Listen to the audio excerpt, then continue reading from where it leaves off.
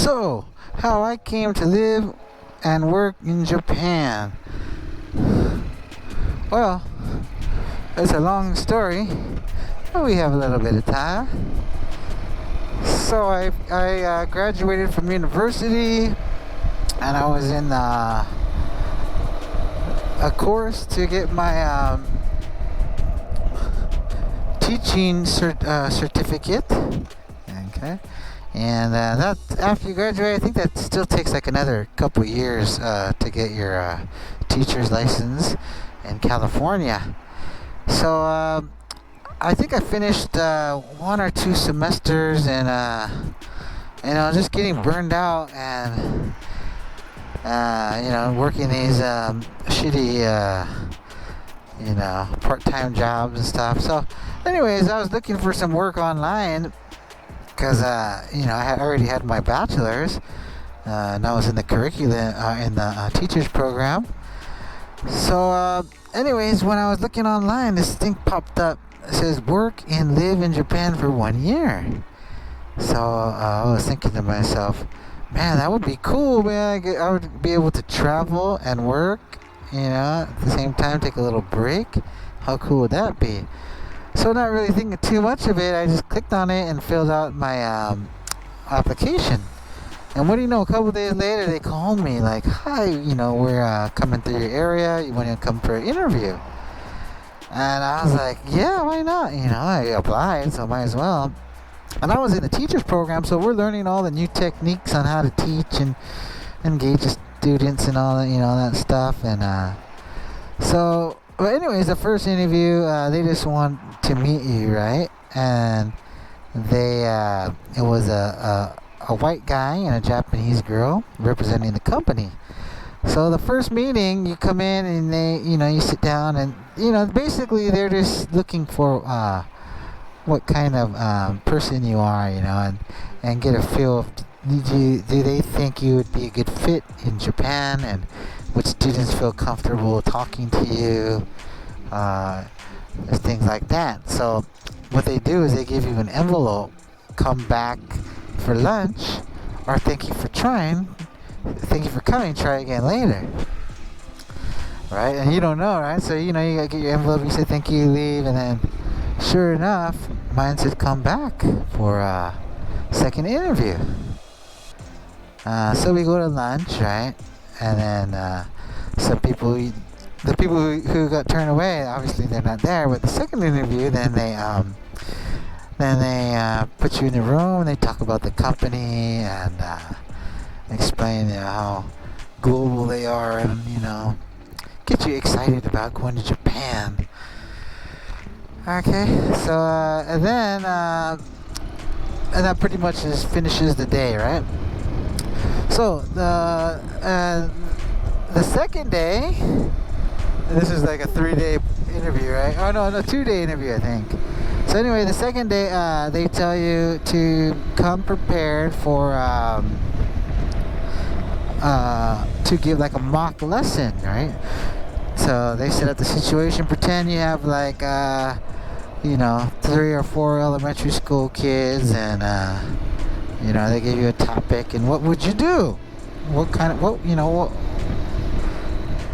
would you do in that situation?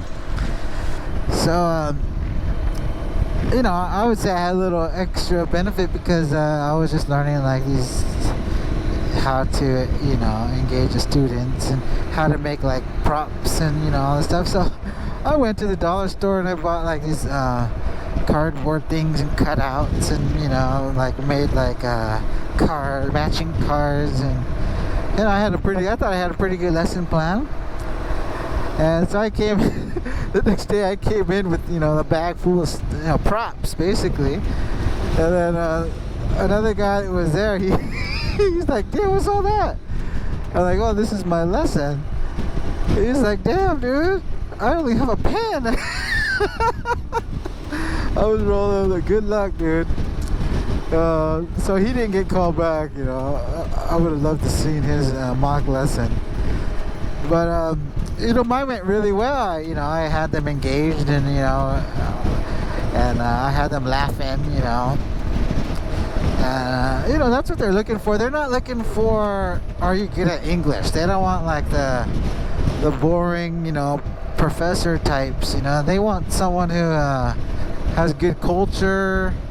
You know about the latest stuff, what's going on, and you're friendly and all that stuff. I think Japan's one of the few countries where you're not required to have like a TESOL certificate or anything. You just have to have a bachelor's degree in any subject. So yeah, anyways, they say, okay, well, if we call you by 5 o'clock tomorrow, then that means you got the job. If we don't call you by 5 o'clock, that means that you didn't get the job. Then please try again next time. So I was like, oh snap, like, okay, cool. So the next day I'm sitting around like, I'm nervous, I'll be honest. I was like, dude, I hope I get it, because how cool would that be? And I wasn't one of those guys who was all into like anime and Japan and all that. To be honest, I didn't know anything about Japan, except that our countries fought a war in World War II, and that we America nuked Hiroshima and Nagasaki, and then just like some like sushis and stuff like that. But I wasn't one of those guys who are like all into anime and all that. But I did have a coworker. She's Japanese American, and she was gorgeous. So that increased my interest in Japan, to be honest with you. But anyways, sure enough, the next day they called me by 5 o'clock. Say, hi, this is whatever his name, I forgot. We'd like to offer you the job. And I was like, whoa, thank you. Like, that's so cool. And I was pretty stoked. Here I am. I just graduated in this teacher's course that I wasn't too into at the time, but you have to do if you want to be a teacher. So I was like, well, I'll just take a year off from this program here and go to Japan for a year, have some fun, make some money, and come back and finish up the program. Get some experience. So what happened next is they sent me a packet. They're like, this is the day you have to go to. First, you have to go to Vancouver, and that's where the training house is from the company, and then from there you'll get your visa from Canada, and then you'll fly out from Canada to Japan. So I was like, yeah, okay. And in the old days they would pay for all this, but this is after the bubble pop, so that these companies make you pay, which is kind of smart, because if you invest in all that, then you're more likely to stick around. A lot of people just take advantage. They get a free flight, free train, everything to Japan, and once they get there, they quit. So, anyways, I bought my ticket to Vancouver. Packed all my stuff. I had a sayonara party, and yeah, man, I was in Vancouver, and this company had this badass house. It was like 3 stories. It had a sauna and jacuzzi and like a nice yard, and then you're there with not only people from your training group, but from all over this. So I think there was maybe 20 of us in this big house, and we're all around the same age, and we're all excited to go to Japan, and we do our training. And so the training was pretty hard. They're like, make all these lesson plans for elementary school, junior high, and high school, and adults, and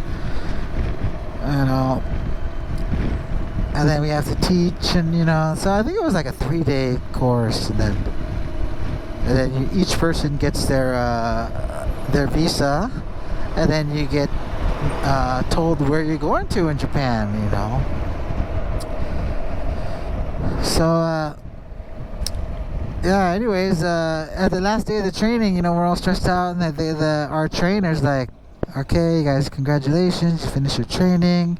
And then he took us out for sushi, and we went downtown. We had a nice dinner, and we had a really good time. And then the next day he gave everyone an envelope with our cities where we're going in Japan. So a lot of people were like Tokyo, yeah, like Osaka, the big cities. Everyone wants to go to the big city because it's fun. And then I get open mind and I like Tokushima. So I look in the map and it's not even on the map. I'm like, oh man, where am I going? So the trainer's like, well, don't worry, Tokushima is it's not on the map, but it's important for the school because that's where the company started. That's where the headquarters are. So you're going to like the head office. So I was like, oh no, I don't want to go to head office. But it turned out it wasn't the head office, but I was in the city, where just near the head office. I was near the station area. But anyways, my visa got delayed by a few days, so I was able to enjoy Vancouver by myself. Just took the bus and went to the beach and had a good time enjoying Canada. And then finally me and this other girl, we both had to wait for our visa, so luckily I was able to travel with her. We were going together, went to the airport, and she was Canadian, so she was cool. She was her parents came and said goodbye and all that stuff. And then man, once we got to the airport, we flew to Osaka. We got off the plane and there's this guy holding the sign, David Flores, and then her name, right? So at that time, said goodbye, see you, good luck, and all that stuff. So yeah, this guy represents the company. He's there to pick me up, and of course, from the airport, pretty much everyone just takes buses, right? So he had my bus ticket. We get on the bus, and I'm all jet lagged, and then it's funny. We're for English school. This guy doesn't speak any English. He has this little inflatable headrest thing. He blows up, puts it around his neck, and he passes out. So it's only like a 2 or 3 hour bus ride, but I'm jet lagged. I can't sleep, so I'm just looking out the window and coming from Osaka. The airport there is surrounded by the sea. Going there from the big city, and then we start going to the countryside, like just mountains. There's nothing around, just mountains. It's like, dang, where are we going? And then finally we get into we exit. It says Tokushima, right? We exit and then coming into the city. And one thing that really made me happy was we're stopped at the red light and I look out the window and there's a surf shop. It's a Bob Surf Shop. So I was like, oh yeah, that's cool. So that means we must be like by a nice surfing beach, right? If there's a surf shop. So that kind of lifted my spirits up a little bit. Because I come from California, by the beach. I love the water. And even though I'm not a good surfer, I love surfing and stuff. So at least I knew I wasn't, going to be in the real middle of nowhere. At least there's a nice beach around. So, but anyways, we get to where we're going, and the guy, we unload my suitcases and get a taxi. And man, this is the craziest taxi ride I've ever experienced, man. Because coming from LA, the roads are big, and I just follow with traffic. And coming to countryside Japan, dude, these roads are tiny. This taxi driver just fly. I feel like he's flying out. It's normal, but he's going through these little roads and just, not stopping, just honking. I'm like, whoa, you're gonna kill me. So anyways, we get to the head office. In the head office, there's behind the building, there's they have a little apartment. So they put me up in the apartment. The guy's like, yeah, tomorrow you have to go, in the school at 10 a.m. for your, now you're in Japan training. So I was like, okay, cool, thank you. Never saw the guy again. So the next day, I, get up and put on my suit, and, I'm all just like, what's going on, So I go in the training room, and then I get to meet my trainer, and he's from Canada. He's just the coolest guy. His name's Sean, and he's real pleasant fella, loves beer and just loves going out, and we became like best friends. And he's like, everything you learn in training, it's cool, but you don't really use that here. Now you're in Japan, you do it, use these books. Here's all the teacher's manuals. It's easy, just make a copy, whatever, and just follow this method here, and you don't have to do all that training stuff. So I was like, oh, that's cool. So yeah, we finished our training, we go out for drinks, and yakitori is my first time, and like, man, everything was just so cool, and so surreal. And I was like, well, I don't know what to order, I just get some yakitori and a beer. So my trainer was laughing, like, okay, one yakitori, and then literally one stick with some few pieces of chicken on it. I'm like, damn, I'm hungry, dude, give me like 10 of those. So that's how I learned the hard way. Like, I think it was like $50-$60 dinner, and I was still hungry.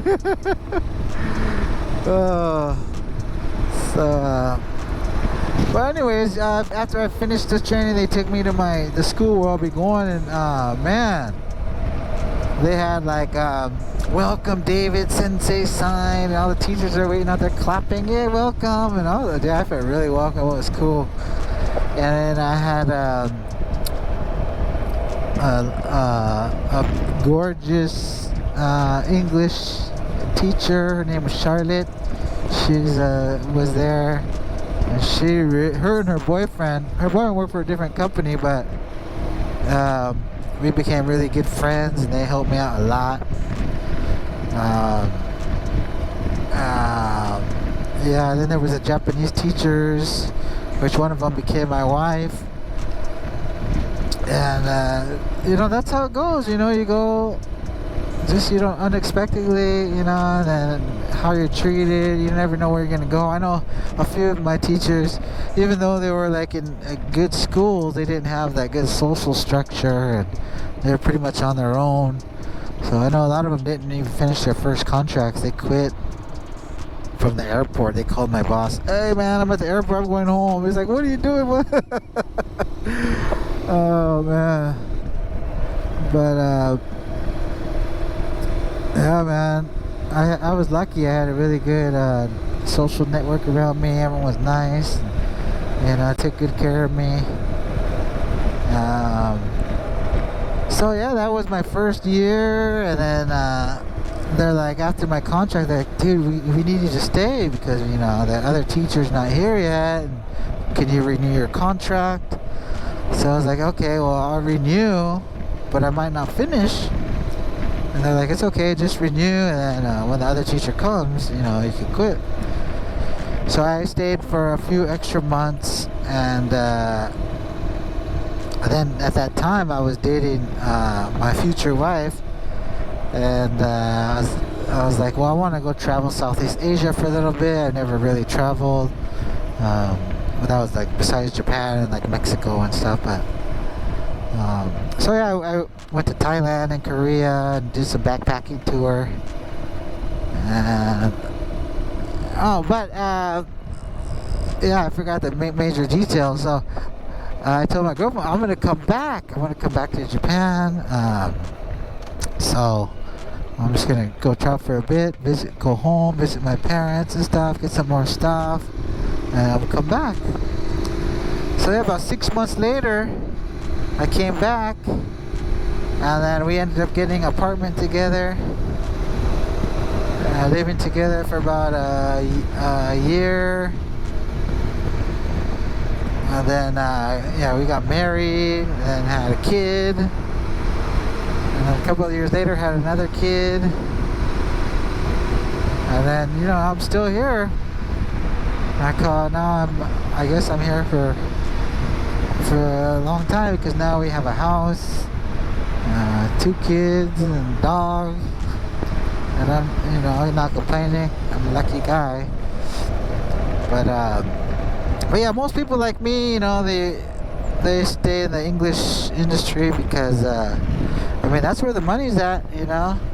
I did venture off in the food industry. I opened a little Mexican restaurant, and It was good. On the weekends, it was busy. Had a lot of foreign teachers come and have parties, and it was good. But you know, on the weekday, few customers come. Most Japanese people don't eat out, or if they do eat out, it's like ramen or udon or something.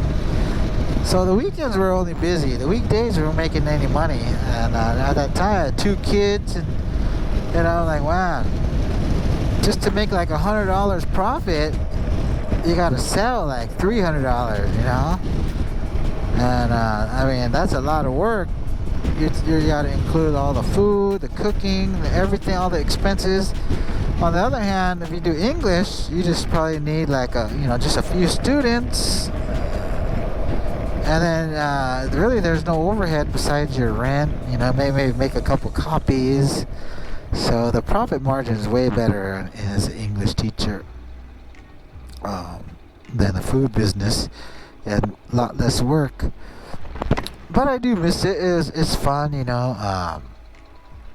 get to talk to all the customers, and sometimes there's parties.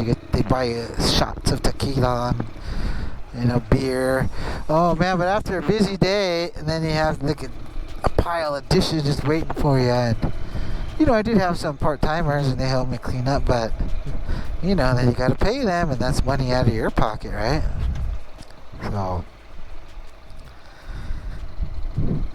So yeah, anyways, that's how I came to live here and stay here, and probably be here for a foreseeable future. Thanks for watching, guys. Leave a comment, leave a like, hit the bell, and thanks for listening, and peace out.